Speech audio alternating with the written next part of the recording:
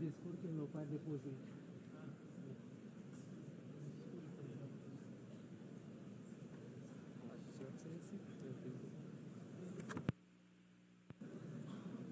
Monsieur le coprésident, chers collègues, Monsieur le secrétaire général des Nations Unies, Mesdames, Messieurs, je salue le leadership de la France et de l'Arabie Saoudite, ainsi que l'engagement de tous ici présents pour la cause palestinienne. Cette conférence se tient au moment où la conscience universelle est profondément bouleversée par la situation insoutenable à Gaza, une situation qui a dépassé toutes les limites. Nous assistons à une tragédie indescriptible, aux allures d'un nettoyage ethnique. Devant tant d'inhumanité, se taire, ne pas agir, ce n'est pas une option. Ce serait même une complicité passive. Nous sommes là pour rappeler le sens des principes fondateurs des Nations Unies, la souveraineté des peuples, l'égalité des droits, la paix par la justice, le respect du droit international et la protection des populations civiles, même en temps de guerre. Autant de valeurs aujourd'hui anéanties dans les décombres de Gaza. Le Sénégal réaffirme son engagement constant pour une solution à deux États, palestiniens et israéliens, vivant côte à côte, chacun à l'intérieur de frontières sûres et internationalement reconnues.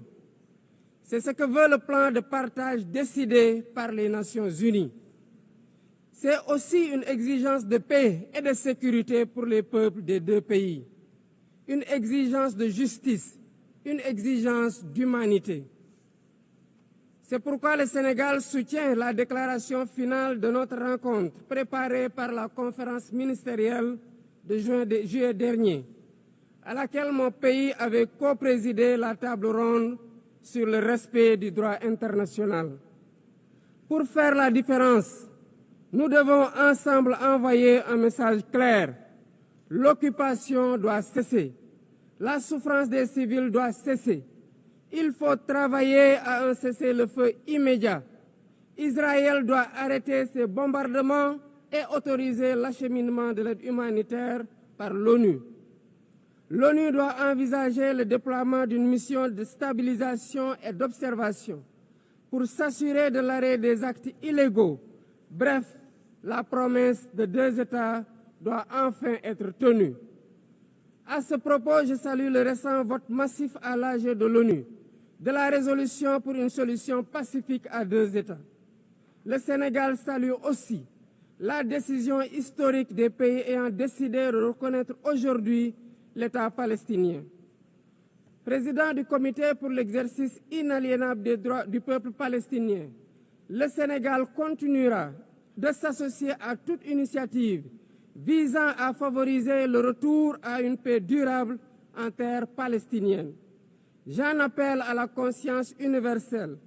Il ne s'agit pas ici de choisir un camp contre un autre, mais de défendre la vie, de faire entendre la voix de la raison et du droit, et de préserver ce qui fait notre humanité commune, la capacité d'empathie, de justice et de solidarité. Il est temps de prendre des mesures concrètes pour la création d'un État palestinien viable. Je vous remercie.